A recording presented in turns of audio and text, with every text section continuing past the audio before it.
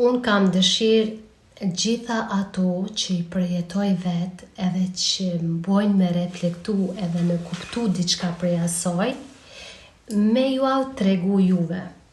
Për shembull, sot isha në një vend në qytetin Lucern dhe Lucerni është diku gjys orën nga vendi ku banoj unë.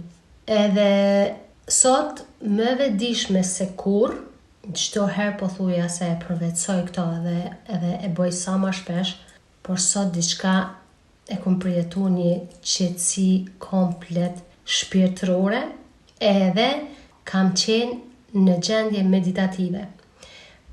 Pra, para drekës u ktheja nga qyteti i Lucernit në shtëpinë time. Ishte koha e mirë edhe do me thonë, si kom hypë në makinë, vetëdijshëm e kom bo këto. Asnjë gjë nuk kam vlerësu. Thjesht i kom gra makinës edhe veç kom vëzhgu. Do me thonë, i kom vëzhgu gjitha objektet, makinat, shtëpit, çdo tabel që e kom pa në rrugë. Por sidomos kur kom dal nga qyteti, në fshatra, e kam vëzhgu vetëm natyrën. Ty gra makinës, ty vëzhgu. As muzik nuk kam dëgju. Do më thonë, gjysë orë rrugë e kom bo. Nuk e keni iden çfarë qetësie shpirtërore kom ndje. Edhe vetëdijshëm nuk kom vlerësu as një gjë. Sepse na njerëzit nuk e dim, as ide nuk e kemi. Se prej mëngjesit deri në mbrëmje na veç vlerësojmë. Çka të shohim, na vlerësojmë. Mendja e bën këto, mënyrë të pavetdijshme. Është normal. Amo, kur vedisohesh edhe e din se çfarë efekti ka, sa energji të merr vlerësimi ndaj botës së jashtme, është e pabesueshme. Edhe kjo ka qenë, do më thonë, një përjetim i imi sot tepër i mirë, sepse kur më rrina të shtëpia ime, isha aq e qetë, asnjëherë, bile edhe asnjëherë nuk kam mendu as për të kalumen, as për të ardhmen.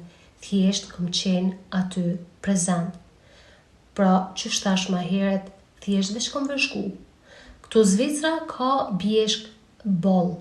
Do më thonë, gjitha ato bjeshk, gjitha pemë, livadhe, tani lulet që kanë qelë, gjithë shka e kom marrë me gjitha shqisat e mija, kom qenë, do më thonë, 100% prezent.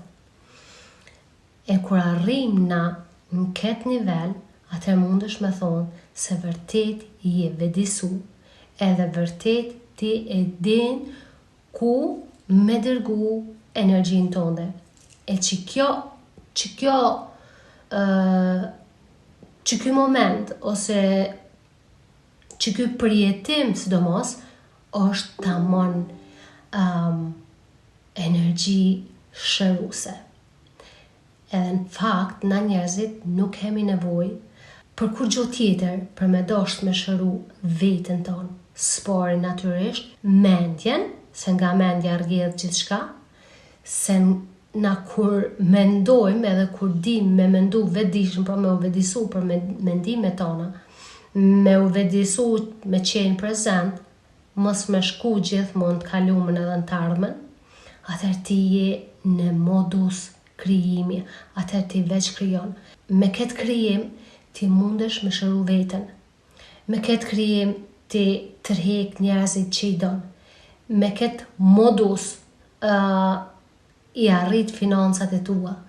Sepse gjithë shka është, asnjë gjë nuk të merë ma shumë energji se sa kur ti kalon herën të kalumen, herën të ardhmen, edhe nuk je kur prezent. Pra, që to thjesht do është ta mendo me juve, sepse një gjysore, pra, që une e kam përjetu vetë, edhe që nuk di me përshkru me fjallë, sepse mi ja dhonë trurit gjatë ditës është fjala se gjatë natës na ashtu kështu duhet me flejt, po ka njerëz që bashkë kur shkojnë me flejt, mendojnë hala ma shumë, është mendja hala ma aktive se natën, për çdo arsye edhe shumë njerëz për shembull nuk munden me flejt në gjumë sepse çka mendojnë ditën, natën, hala ma aktiv janë.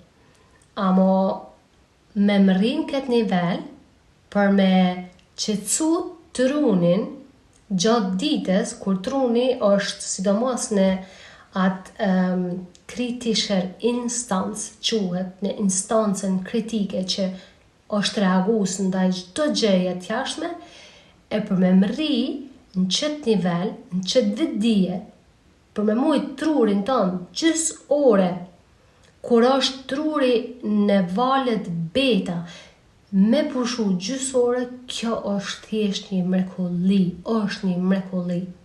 E kjo arrihet, por që don ushtrim. Edhe unë e tham, mundohuni sa ma shumë me u vedisu se gjanë më të mirë që ja bëni vetes është kjo. Nuk duhen parat në bank, as nuk duhet as një gjo për deri sa ti nuk e ke trurin kur qitë. Sepse truri që është permanent në mendime, mendja jote pra gjithmonë krijon rryma të mendimeve, nuk duhet asnjë gjë, sepse në këtë mënyrë ti veç harxhon energji, do të thonë je gjithmonë në materie, sepse sa herë mendojmë na e kemi mendjen pra truri është i fokusuar në materie,